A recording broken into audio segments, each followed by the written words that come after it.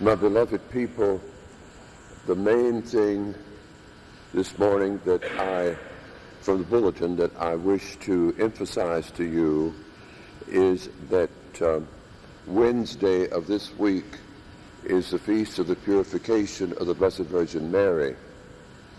And it is also Candlemas Day, which means that we will bless candles on that day. Now we will do this, the blessing of the candles will be at the 6 o'clock Mass.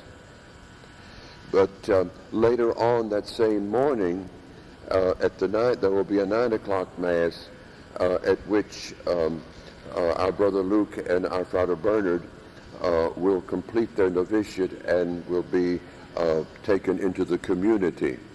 This at the 9 o'clock Mass. So there will be two Masses on Wednesday morning.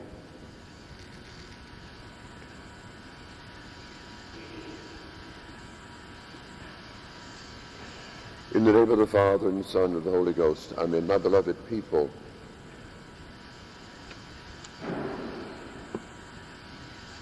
in today's bulletin,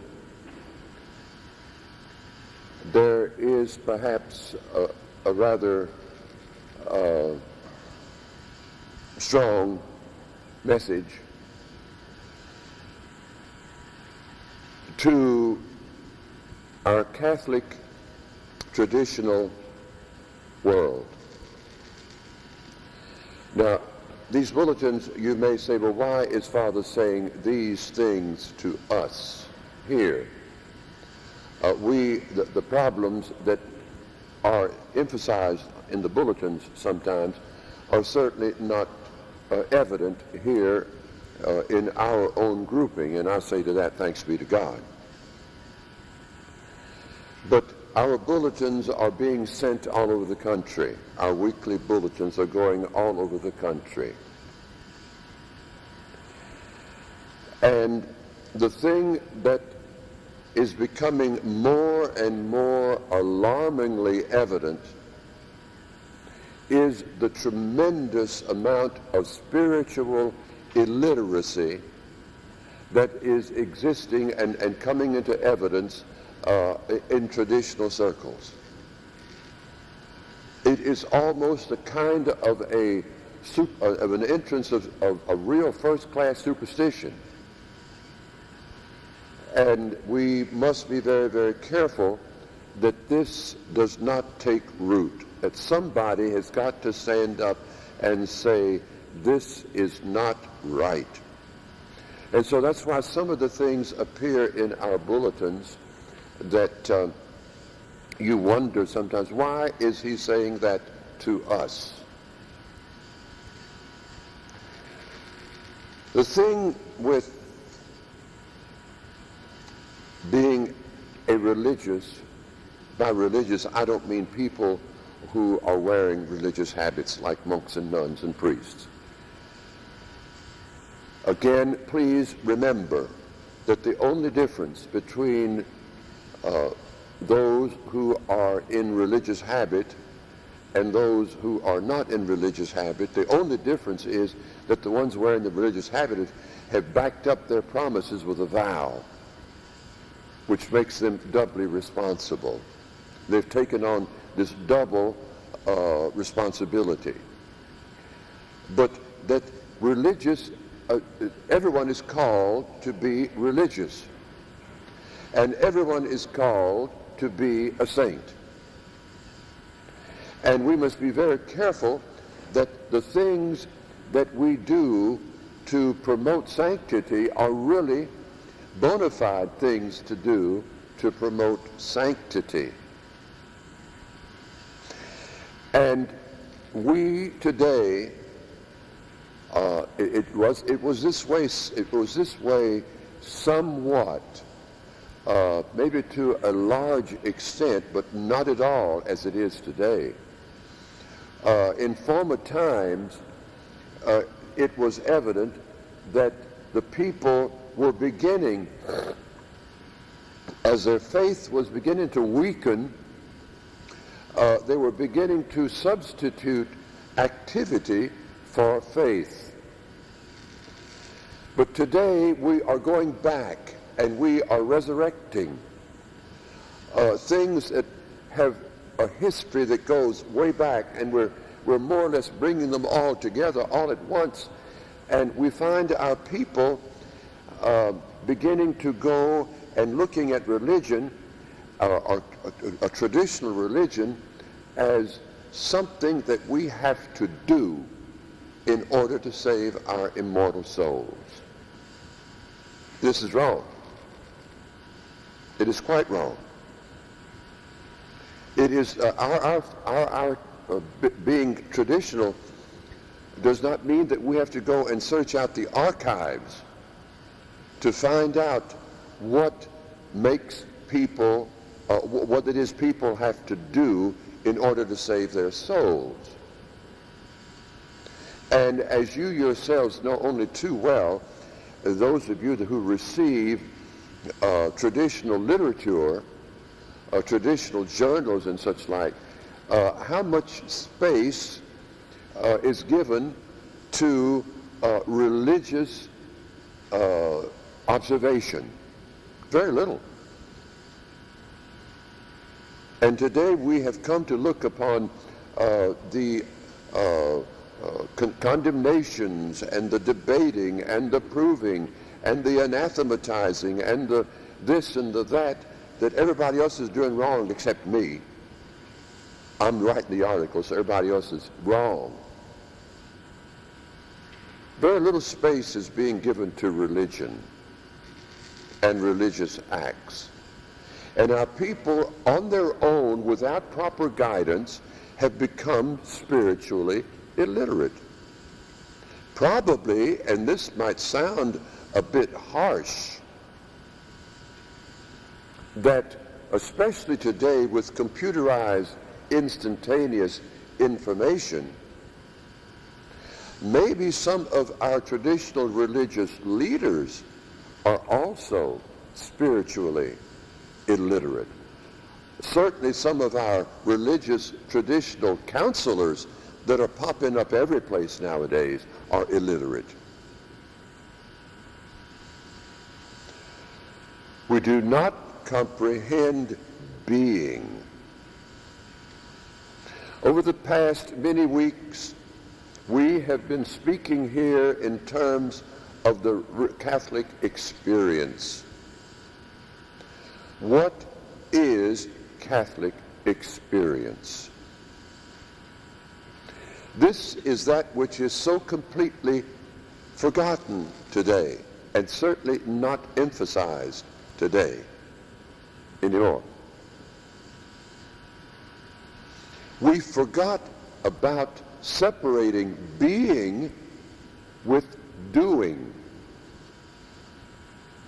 And we hide behind the doing all day long for whatever reason, maybe even to escape the reality of life which envelops us at that particular time. As long as we are doing something holy, we can the reality of life as it surrounds us and engulfs us like a huge wave, that can be pushed aside. Only yesterday, I received a holy card. To give you one example out of dozens upon dozens and dozens of others, only yesterday, I received a holy card that was devoted to the devotion of St. Joseph, which is fine. I am very much in favor of devotion to St. Joseph. Now, this holy card was resurrected from heaven knows where and when, instructed whoever that if the prayer on the back of this holy card would be said 15 times a day, from Christmas, I believe it was, until the Feast of the Purification, whatever it is that was being asked for would be absolutely guaranteed. Now imagine stopping off 15 times a day, and that's for that one devotion. Look at how many there are amongst us who have a prayer book full of devotions that are absolutely guaranteed. And we find ourselves putting off the needs and the necessities of charity in order to run from one of these devotions to the next. We're looking at the clock all day. Oh, it's time for this one. It's time for this one. It's time for this one. It's time for that one. It's time for the other one. You know. And there's another danger hidden in all of this. And that danger is this, that we have a tendency when we do those things to look upon our neighbor who is not doing those things. And somehow or other, whether we are aware of it consciously or not, but it's in the cranium someplace, that we consider ourselves better than the one who is not doing what we are doing. And if there's anything in the world that will tarnish everything we do, everything, it is just that. So as we are now beginning to get ready for Lent, because if Christmas comes, can Lent be far behind?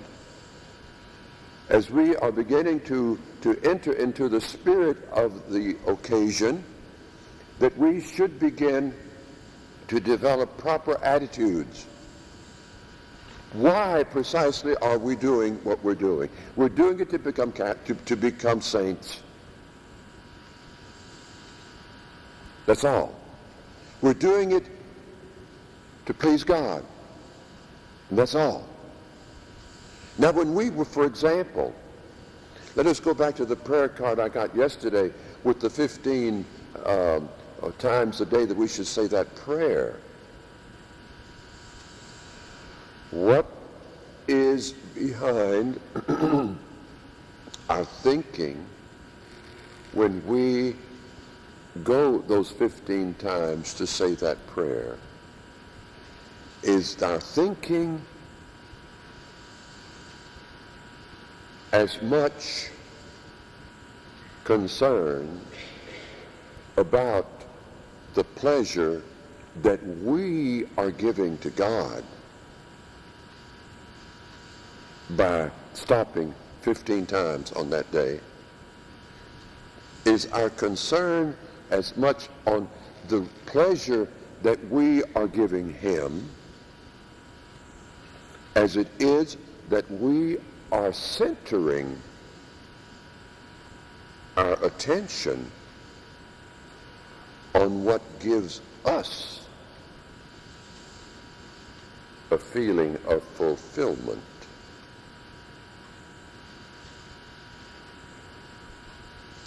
Who, in the last analysis, is the real beneficiary of those 15 stops that we make on that particular day or the next one? You see, this business of loving God ain't quite what a lot of people have painted it to be.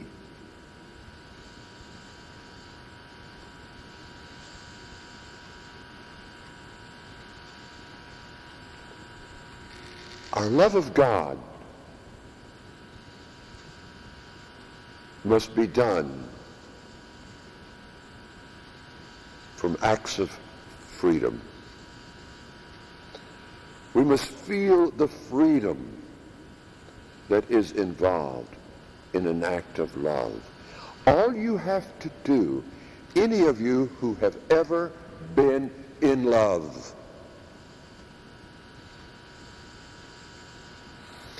If you've never been in love, then I'm talking to this brick post here in the middle of the sanctuary. You have no idea what I'm talking about. But if you have ever truly been in love, you will know what I'm talking about.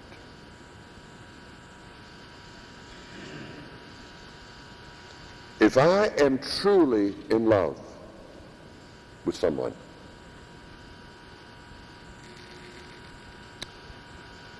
the magnificence of my love will only show itself in the freedom that I exert in demonstrating my love to the loved one.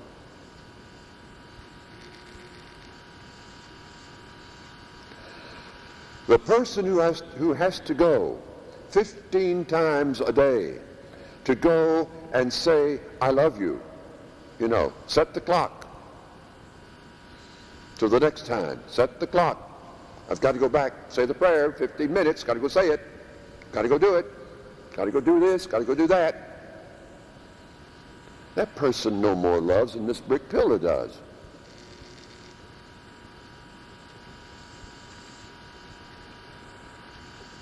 The person, the soul, who loves,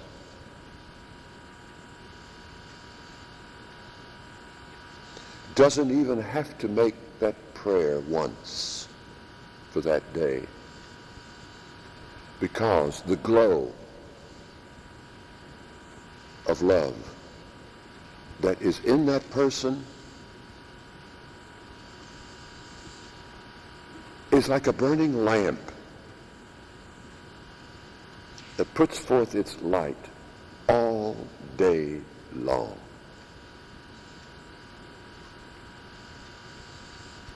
And if we truly love God, that's the way we are supposed to love God.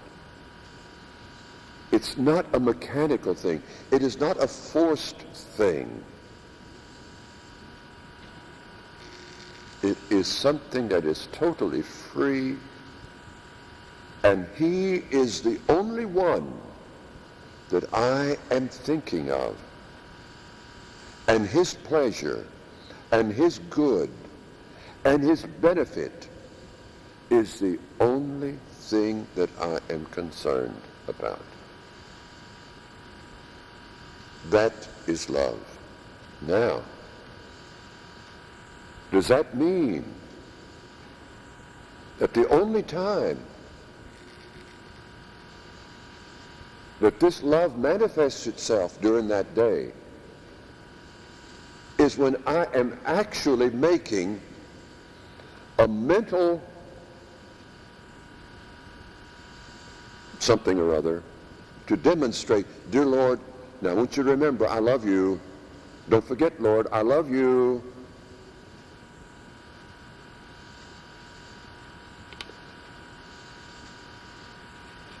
Again, let us go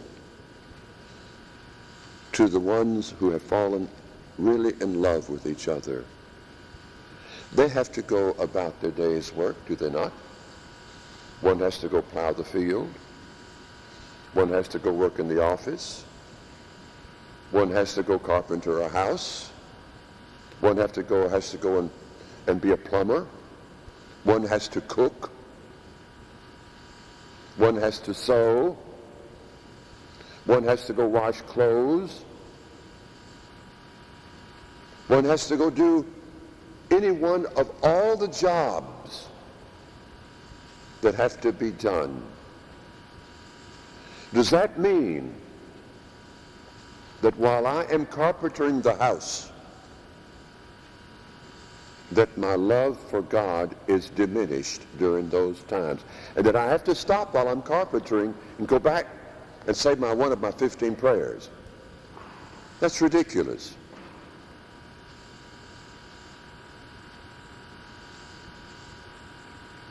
carpentering, or plumbing, or street sweeping, or mowing the lawn, or sewing, or scrubbing, or whatever. If we love God as we are supposed to love God,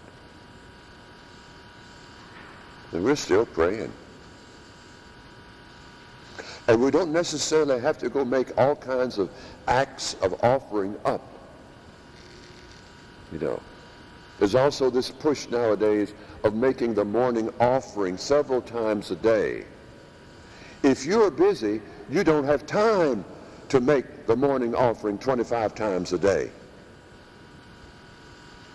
If you really love, if you truly love, you don't have to make the morning offering 25 times a day. It's only those who don't know how that have to make sure that this is kept in mind. It is to you open to be saints. It is to us open to be saints. But the wrong information is being given, and people are doing all the acts of mortification, for example, all of the acts of penance, all of the fasting, all of the this, all of the that. It is not doing him any good, because that's all external, and we're very busy these days with externalisms, you know. It's all external. We've had people condemn us. Well, what do y'all do out there? I see you as you're mowing the lawn, you're building a house, you're feeding the chickens, and all that. Well, I thought y'all were supposed to do some praying. Why aren't you praying? Little do they know. Indeed. And we have those that come to visit us sometimes, as they come in floating in on cloud 73, which they boarded someplace, and they come crashing at our door off the cloud, and when they don't find us on the cloud floating around also, that they think that we have missed the boat. So they get back on their cloud and float some more.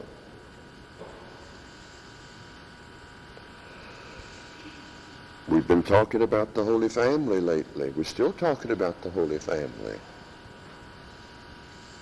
That's where we must go. We must visit the Holy Family. Now,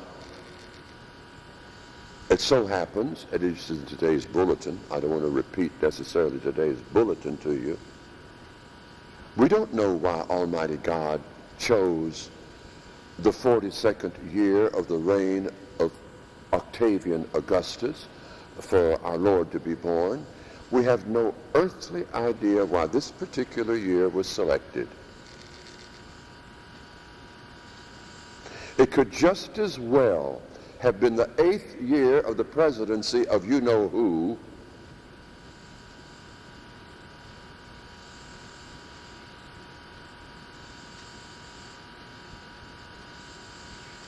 and in both cases we would have had the Holy Family.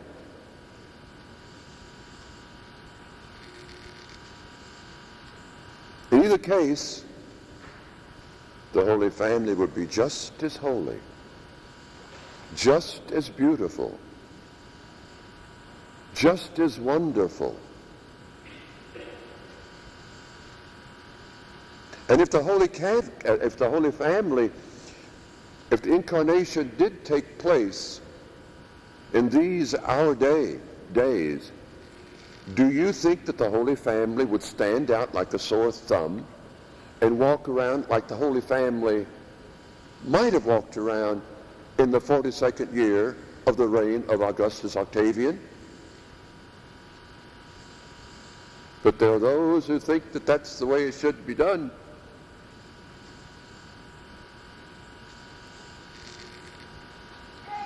We have to be holy, and we can be holy. We can be the kind of holy that God intends for us to be holy, whether it is the year 2000 or the year 1. It makes no difference, because the interior being of being holy is what God is looking at. And the way we dress and the way we this and the way we that, there's too much emphasis today put on false things. And the people are becoming more and more either radical or disenchanted. In either case, it's wrong. That we should be someplace in the middle, giving honor and glory and praise to God. And the Holy Family, we should go visit the Holy Family. Stay with them for a week or so, or longer. They certainly won't begrudge you that. You will not wear your welcome out. And just watch them. Watch the Blessed Mother. And as you see her walking around in the beautiful modesty of Mary,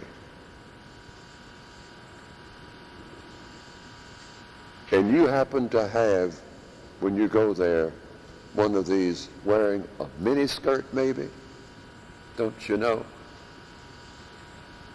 or whatever, little by little, without anybody telling you, that miniskirt's going to start getting longer and longer and longer. The Blessed Mother is not going to say to you, hey, go put on some clothes. She's not going to say a word. But the silence of her modesty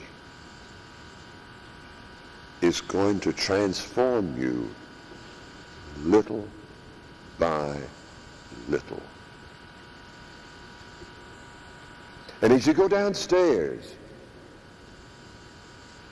and you go down to help St. Joseph in the carpenter's shop, and you see how he maneuvers himself around the carpenter's shop in the way he does things.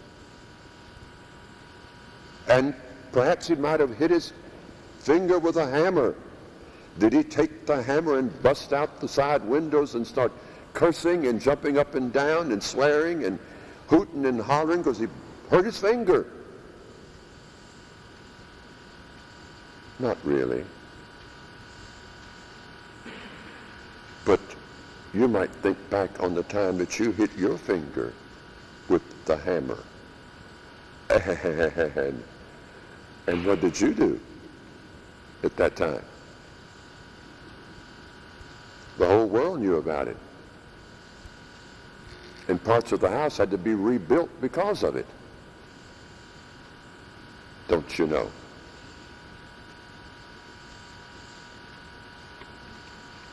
And later on, after all, if you visit the Holy Family, you should ask them to come and stay with you sometime.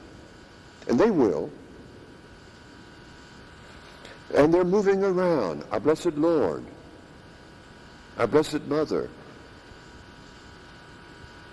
St. Joseph. And you will begin to see from him how the one that is at the head of the family, what he is supposed to do to take the place of Christ in the family. And you will find yourself adjusting yourself just a wee bit. You're studying these people. And you might even find, you can't be told, hey, you can't use a TV anymore. They're trying that in certain areas, and they're getting no place with it, which, of course, is to be understood. But the thing is, the only way to get rid of the TV is to decrease its importance. And as you're walking around your house with Jesus and Mary and Joseph, you will begin to notice the lack of importance of this instrument, this appliance, and your attraction will begin to cool off. And you will find beauty where you have never seen beauty before. What a tragedy that there are so many people who can walk through the desert of life and find so little of God's beauty in a little flower that is hidden someplace in the recesses of God's desert. We miss so much. And this is what this pulpit is working so hard to bring to your attention. Then we will not look at sickness